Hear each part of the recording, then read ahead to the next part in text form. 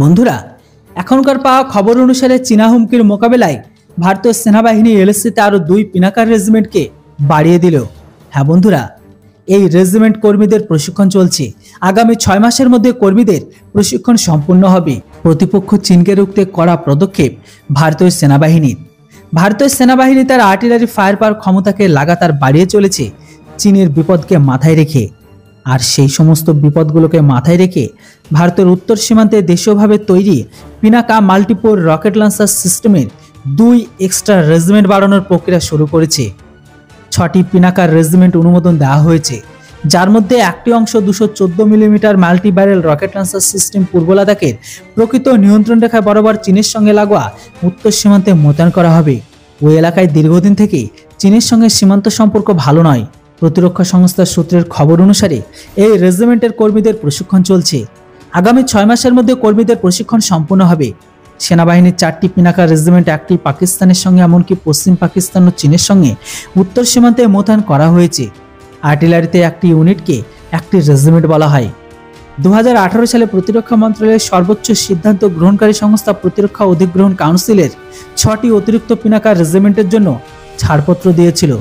2020 সালে মন্ত্রক Bharat Earth Movers Limited অর্থাৎ BEML, Tata Power Company Limited ও লারসেন অ্যান্ড লুব্রোর সঙ্গে চুক্তি করেছিল।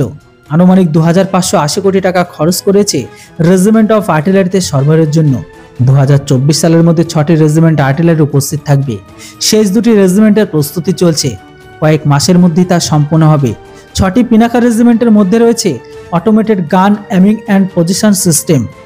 এছাড়া সহ রয়েছে 114টি লঞ্চার, 35টি কমান্ড পোস্ট, TPSL, এমনকি রয়েছে LND থেকে সংগ্রহ করা 330টি গাড়ি BEML থেকে সংগ্রহ করা হবে। যদিও defence research and development organisation অর্থাৎ DRDO দ্বারা তৈরি পিনাকা মাল্টিব্যারেল রকেট লঞ্চার সিস্টেমগুলি টাটা গ্রুপ ও লারসেন অ্যান্ড টুব্রো এই 2টি নেতৃত্ব বেসরকারি সংস্থা তৈরি করেছে। আপনাদের বলে দিই পিনাকা সিস্টেম সম্পর্কে। এই পিনাকা সিস্টেম প্রতি রেজিমেন্টে 6টি পিনাকা লঞ্চারের 3টি ব্যাটারি রয়েছে।